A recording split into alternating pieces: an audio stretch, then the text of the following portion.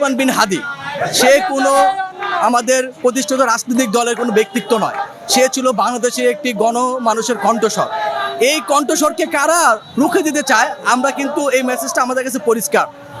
ভারতীয় আগ্রাসনের বিরুদ্ধে যখন সে হুঙ্কার দিয়ে উঠেছে, যখন তাকে মনে করেছে এই ভারতীয় আগ্রাসন, এই শাহবাগী উগ্রবাদীরা মনে করেছে তাদের জন্য সে একটি হুমকি বা থ্রেট, তাকে কিভাবে দুনিয়া থেকে পরপারে বিদায় করবে সেই ষড়যন্ত্র করে ওসমান হাদিকে খুন করা হয়েছে।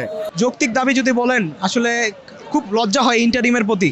কারণ অন্তর্বর্তীকালীন সরকার 2000 শহীদের রক্তের উপর দাঁড়িয়েছে এবং হাদি দলমত নির্বিশেষে হাদি ছিল সবার। হাদি ভাইয়ের যে খুনিরা যারা হচ্ছে কি 12 ঘন্টা পরই দেশ থেকে দেশ ত্যাগ করে, আমার একটা প্রশ্ন যে দেশের আইন শৃঙ্খলার অবস্থা এতই খারাপ, যারা হচ্ছে কি গুলি করা হয়েছে 2টা বাজে, ঠিক আছে, তারা তৎক্ষণাৎ সারা দেশে কেন কারফিউ দেয় নাই বর্ডার এলাকাগুলোতে?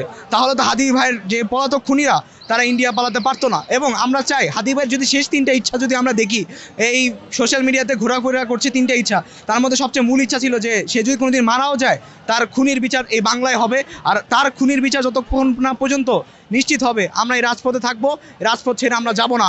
এই এক হাদি ভাই বলে যারা সম্বোধন করছে, এই এক হাদি ভাই শুধু হাদি ভাই না, আমাদের বাংলাদেশে আগামী 50 বছরে এরকম হাদি ভাই আর আসবেন না। শুধু হাদি ভাই না, হাদি ভাইয়ের সাথে এরকম অনেক বিপ্লবীরা, আমাদের নারী বিপ্লবীরাও ঝরে যাচ্ছে শুধুমাত্র এই সরকারের প্রশাসনের দৃষ্টি না থাকার কারণে। কারণ কোনো তারা বিচার পাচ্ছে না, হুমকি থ্রেট যা আসতেছে, আওয়ামী লীগের দালালেরা, আওয়ামী লীগের বাহিনীরা, বট বাহিনীরা যেভাবে করে পারতেছে আমাদেরকে অ্যাটাক করতেছে।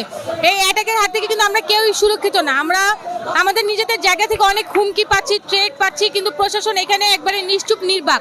আমাদের এই যে ছাত্র জনতা এবং এখানে যত বাংলাদেশের জনগণ আছে, এই যাত্রাবাড়ি চৌরাস্তায় আন্দোলন করতেছে একটাই দাবি, সেই দাবি হইল হাদি হত্যার যে আসামিদেরকে গ্রেপ্তার করতে হবে এবং স্বরাষ্ট্র উপদেষ্টা জাহাঙ্গীর সাহেবের পদত্যাগ দাবি করে আমরা এই আন্দোলন সংগ্রামকে আরো বেগবান করব যতক্ষণ পর্যন্ত হাদি হত্যার আসামিদেরকে গ্রেপ্তার না করা হবে। আমাদের দেশের যে আইন শৃঙ্খলার অবনতি হচ্ছে, শুধুমাত্র শহীদ ওসমান হাদি নয়, আমরা দেখতে পাচ্ছি দেশের বিভিন্ন প্রান্তে, বিভিন্ন অঞ্চলে বিভিন্ন লোক খুন হচ্ছে, বিভিন্ন ধরনের আইনি অপকর্ম হচ্ছে, যেগুলো আসলে কোনো সুষ্ঠু তদন্ত বিচার কোনোটাই আমরা দেখতে পাচ্ছি না।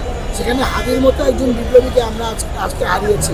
তো সেই জায়গা থেকে আমি বলবো এই অধর্ম স্বরাষ্ট্র উপদেষ্টা, যিনি কিনা চেয়ারে বসে শুধু আলু পেঁয়াজের চিন্তা করেন, তাকে আসলে আমাদের দরকার নেই। এই যে হাদি ভাই যে শহীদ হইল, এই হাদি ভাইয়ের মতো যাতে অন্যান্য জুলাই যোদ্ধাদের ওপর এই নির্মম নিষ্পেষণ অত্যাচার না চলে এবং না নেমে আসে, এর জন্য স্বরাষ্ট্র মন্ত্রণালয় কর্তৃক এবং আমাদের প্রশাসনিক যে বাহিনীগুলো আছে তাদের কর্তৃক আমাদের জননিরাপত্তা নিশ্চিত করা। যতক্ষণ না পর্যন্ত এই জননিরাপত্তা নিশ্চিত হবে ততক্ষণ পর্যন্ত এই স্বরাষ্ট্র উপদেষ্টা অথর্ব স্বরাষ্ট্র উপদেষ্টার পদত্যাগের দাবিতে আমরা রাস্তায় থাকবো।